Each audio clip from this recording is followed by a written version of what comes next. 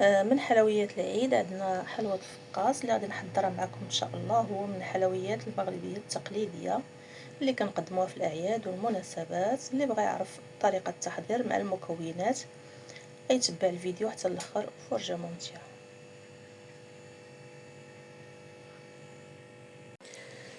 السلام عليكم اخواني اخواتي، مرحبا بكم مع وصفات خديجه. اليوم ان شاء الله غادي نقترح عليكم حلوه الفقاص بمناسبه عيد الفطر. بالنسبه للمكونات كنحتاجوا واحد 6 ديال البيضات، وكاس ديال السنيده، وكاس من الزيت، وعندنا شويه ديال الجنجلان، وعندنا واحد الساشي ديال الزهر، وعندنا جوج ديال الخميرات يعني 14 غرام، وعندنا الدقيق الابيض، وعندنا هنا واحد القبيصه ديال الملحه لتصحيح الذوق. غادي نبداو بسم الله مع التحضير. اضفت البيض القبيصه ديال الملح وخليت احتفظت بواحد اصفر بيضاء للدهن. هذا الاصفر هو اللي غنزيدو عليه ديك القهوه سريعه الذوبان باش للدهن فقط. بالنسبه للقهوه فهي اختياريه. غادي نزيد دابا سكر سنيده. بالنسبه للسكر كاس، ولكن انا ما غاديش نستعمل كاس كامل، غنستعمل واحد الكميه قليله من السكر.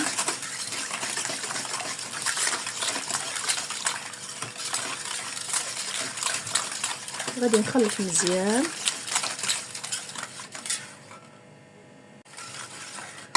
وغادي نضيف السكر بنكهه الزهر كيعطي مذاق زوين للفقاص، وكيبقى اختياري حتى هو.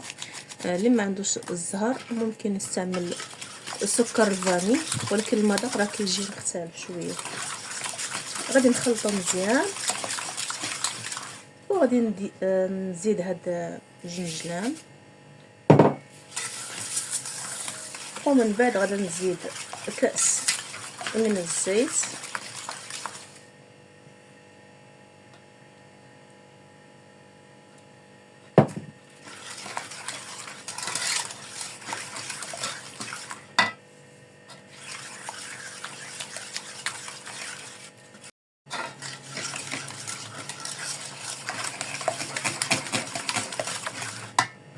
دابا غادي نضيفو الفورس او الدقيق الابيض. انا عندي هنا 3 ديال الزلافات. غادي نزيد ونخلط حتى نشوف الكميه اللي غتكفيني.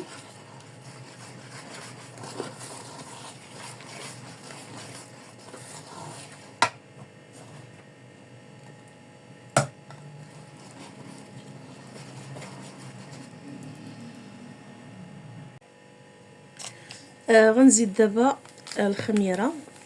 هنا عندي 14 غرام او 16 على حسب الحجم اللي عندنا. كاين ديال 7 غرام وكاين ديال 8 غرام. هذه مبانش ليا شحال، هذه 7 غرام. 7 غرام. وغنبقاو نزيدو الفورس بشويه بشويه ونخلطو حتى نحصلو على عجين متماسك.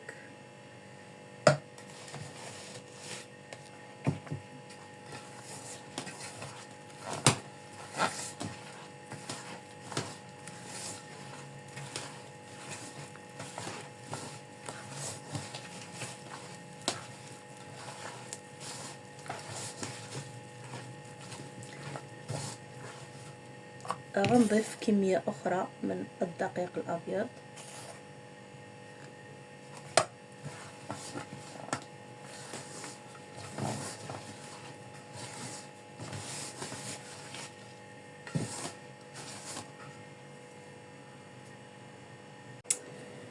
الا بقى كيتلصق لينا العجين كنضيف واحد شويه ديال الزيت باش يتجمع، لان العجين فيه الزيت كيكون كيتلصق، ماشي بحال الحلوه اللي كتكون بالزبده.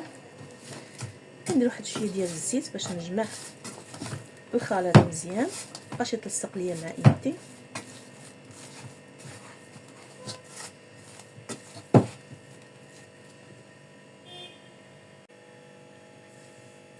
الشكل ديال العجين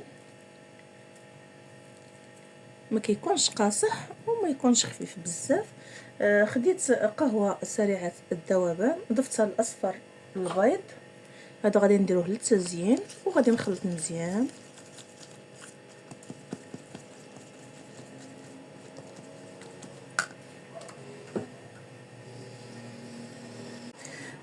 بالنسبه لكميه الدقيق فانا كان عندي 3 ديال الزلافات.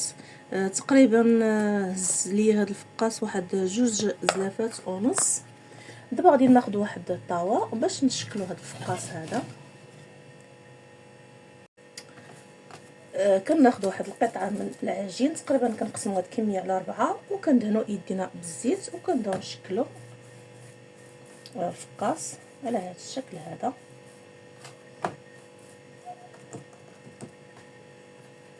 على هذا الشكل.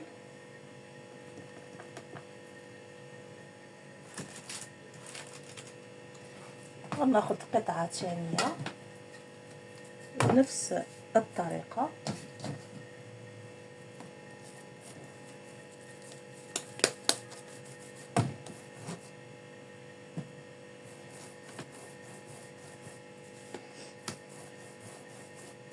على هذا الشكل.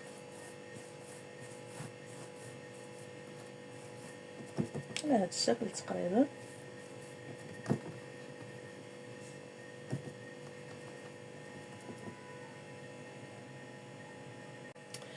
من بعد ما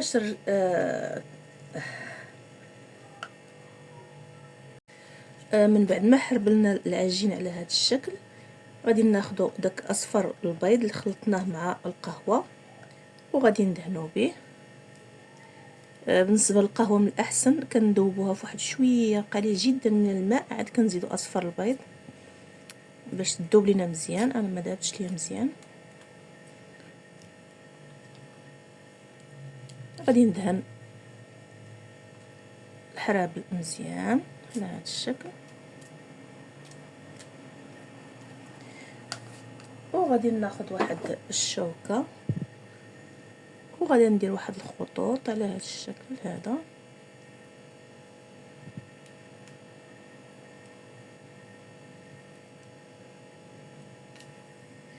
صافي غادي نكمل هذاك الشيء اللي بقى ليا وغادي ندخل الفقاس ديالي للفران.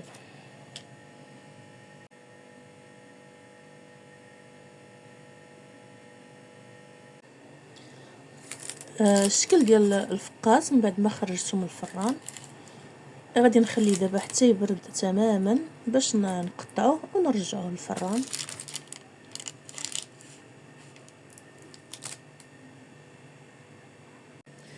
كنحطو في واحد الطرف ديال الثوب وكنغطيه ونخليه حتى يبرد تماما وغادي نرجع معكم.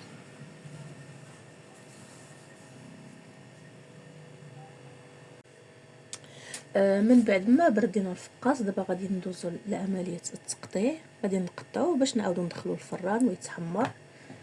كناخذ واحد الموس على هذا الشكل هذا وكنبداو نقطعوه على هذا الشكل.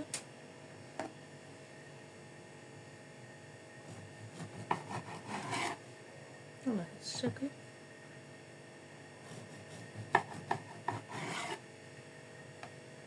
وغادي نستمر في التقطيع حتى نكملوا الكميه اللي عندنا كلها ومن بعد غادي ندخلوه الفران.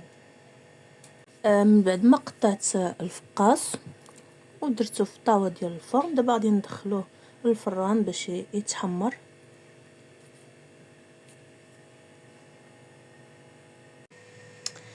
الشكل ديال الفقاس من بعد ما خرجناه من الفران، هذه الكميه الاخرى يعني عطاني هذه الكميه هذه. بالنسبه للتقطيعه ديالو فكانت مقاده كيف ما كتشوفوا، يعني ما كانش كيتفرتت. يعني هذه هي الكميه اللي بقات ليا من الفرتيت ديالو.